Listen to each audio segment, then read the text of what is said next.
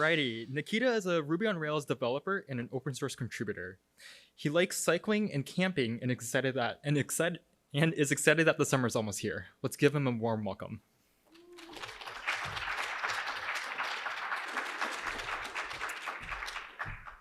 Hi everyone, last talk of the day before the keynote. Hoping to keep you entertained. There will be things on the slide that are moving. I'm also be sharing something I learned or I did. So yeah, let's begin. Rails 7.1 introduces native support for composite primary keys. It's a feature that allows you to manage complex data relationship. In this talk, we'll explore what this feature entails, its practical applications, and show how it's used in the real-world applications like at Shopify. A little bit about myself. I'm Nikita. I'm a Ruby Rails developer. I occasionally contribute to open source, Rails specifically, and I'm part of the Rails Triage team. I live in Ottawa, Canada, not far away from here. I'm part of the Ruby on Rails infrastructure team. We have our booth here. Please come talk about any topic you have in mind, specifically composite primary keys or tenant-based sharding. We are participating in Hack Days tomorrow. That's also a great place to take part in any activities we have to offer. In this talk, we'll start from defining the term composite primary keys and discussing their impact in database design. We also look into some real-world examples where composite primary keys can be effectively utilized. Next, we'll explore the role of composite primary keys in multi-tenant applications, using Shopify monolith as an example of a tenant-based application. We'll draw some parallels between composite primary keys and tenant-based sharding, which is a strategy to scale multi-tenant applications. And we'll finish with examining how Rails 7.1 supports it and what tooling it provides to support composite primary keys. Let's start from fundamentals. We'll cover definition of the composite primary keys. We'll look at some examples and learn when and why we could use them in our applications. Before we begin, I'd like to mention that having the capability to utilize composite primary key doesn't necessitate their use in every scenario. The decision to implement composite primary keys should be driven purely by your database design. However, when such design decision is made, be rest assured Rails will be there to support it. So composite primary key is a type of a primary key that is made up of two or more columns, which together guarantee the uniqueness of a row in a table. They play a crucial role in database design, especially when it comes to representing models and relationships that cannot be accurately captured with a single column key. Let's quickly go through some real-world examples of entities that can be identified by combination of its properties. For example, in car entity, a combination of make, model, and year can uniquely identify a car. For a book entity, a combination of author and the title can distinguish each unique item. Let's turn our attention to an actual practical example where we can effectively implement composite primary key. Join tables are a natural field for a composite primary key. By using composite primary key made up of two foreign keys to the two related entities, we can ensure the uniqueness of each relationship. Let's consider an example, a blogging system. In this system, we have post table and a tags table. A single post can have multiple tags. A single tag can be associated with multiple posts. To represent this many-to-many relationship, we would typically have a post tags join table. The primary key for this post tags table could be a composite primary key made up of blog post ID and tag ID. It will ensure that each combination of post and tag is unique, representing the relationship. When choosing the order of columns in the composite primary key, such as tag ID, post ID versus post ID, tag ID, it's important to consider the types of queries you'll be running most frequently, because in some database engine, it will impact performance on certain operations. So in this section, we learned that join tables are the most common example to use composite primary keys. Composite primary keys are not suitable for every single table, and use of composite primary keys should be driven by database schema design. Let's talk about composite primary keys in multi-tenant applications. this section, I'd like to talk about Shopify monolith being an example of a multi-tenant application, how altering primary key on a table can improve performance of certain operations, and we'll explore trade-offs in using composite primary keys. One of the Rails convention is that all tables have an automatically incrementing integer primary key called ID. That means for a typical Rails application, most data is stored on disk strictly in the order rows were created. For most tables in Rails application, that works just fine and easy for application developers to understand.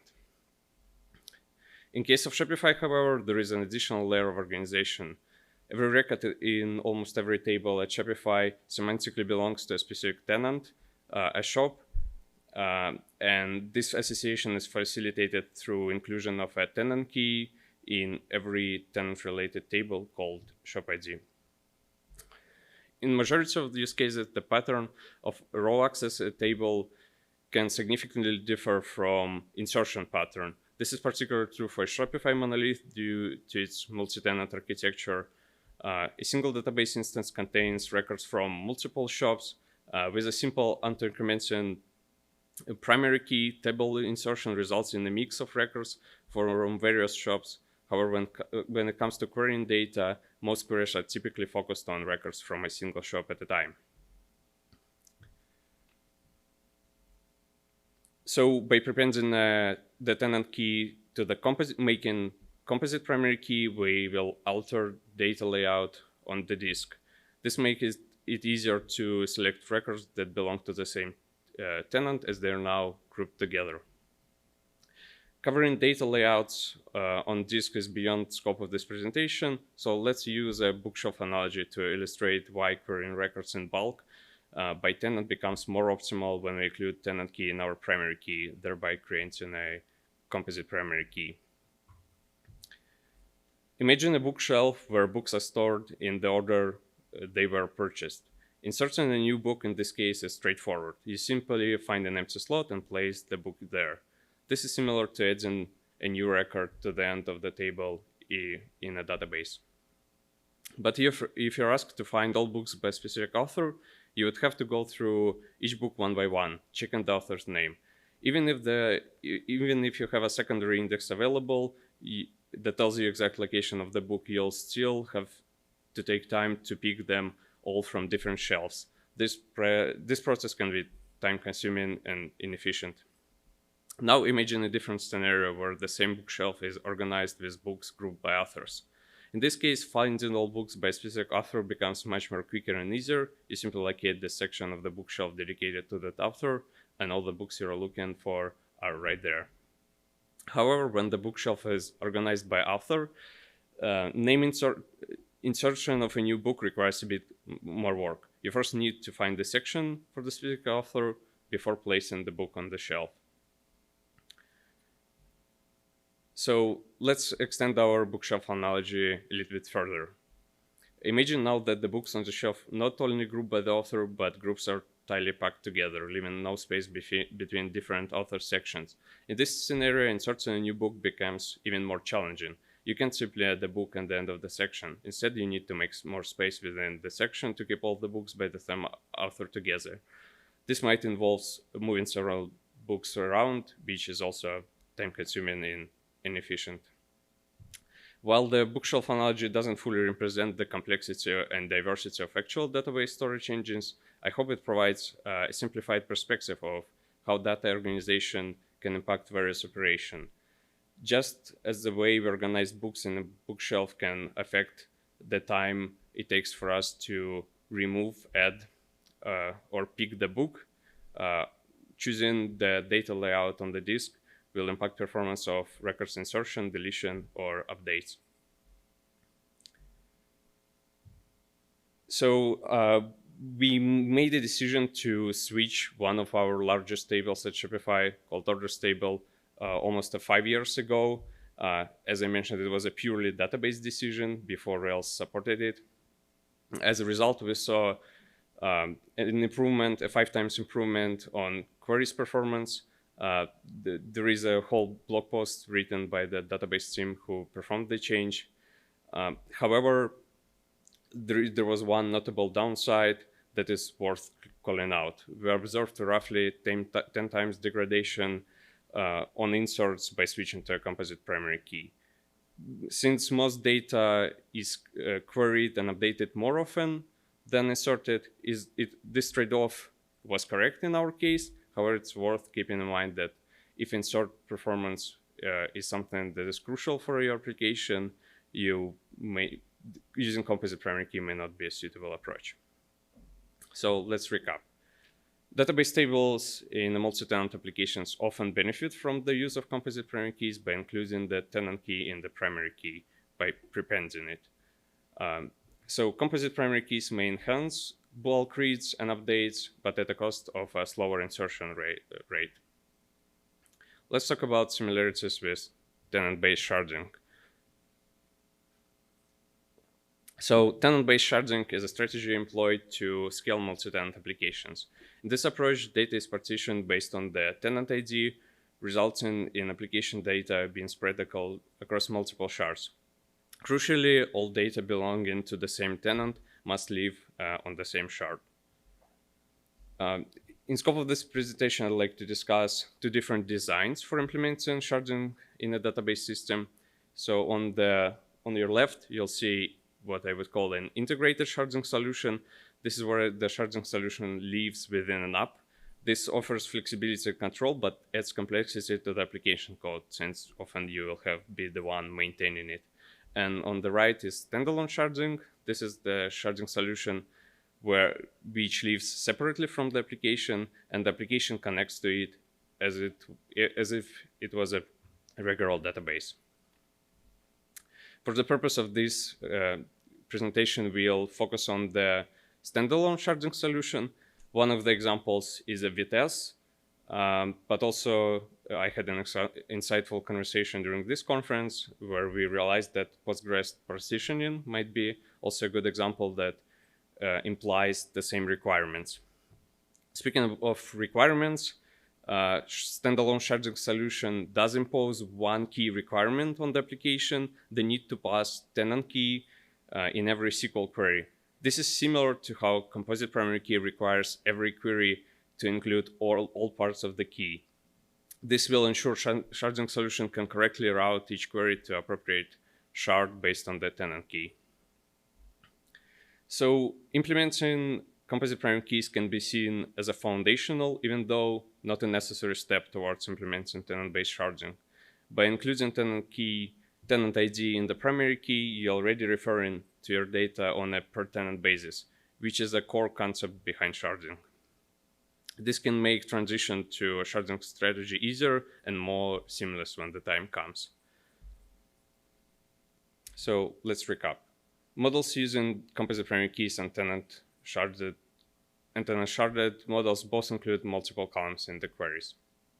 Implementing composite primary keys could be a foundational step, but a not necessary step towards a full sharding strategy. Let's look at what Active Record provides to work and support composite primary keys. In this section, I'd like to cover how to define a composite primary key in a Rails model, how to work with a composite primary key model, how to define a virtual primary key and what it is, and we'll talk about limitations, what's not to do when defining primary keys, or what to be cautious about. Let's imagine a table called travel routes, where each route is uniquely identified by its origin and destination. To create table, we'll use a create table macro and pass composite primary key as an array to the primary key option. In our travel route model, the primary key is a composite key made of both origin and destination. That means the ID of each record isn't a single value, but an ID of two values. And when we update or delete or reload a travel route record, Rails will construct a SQL query that targets record by using both origin and destination. There is a special case which is more common when an application decides to migrate an existing table to a composite primary key.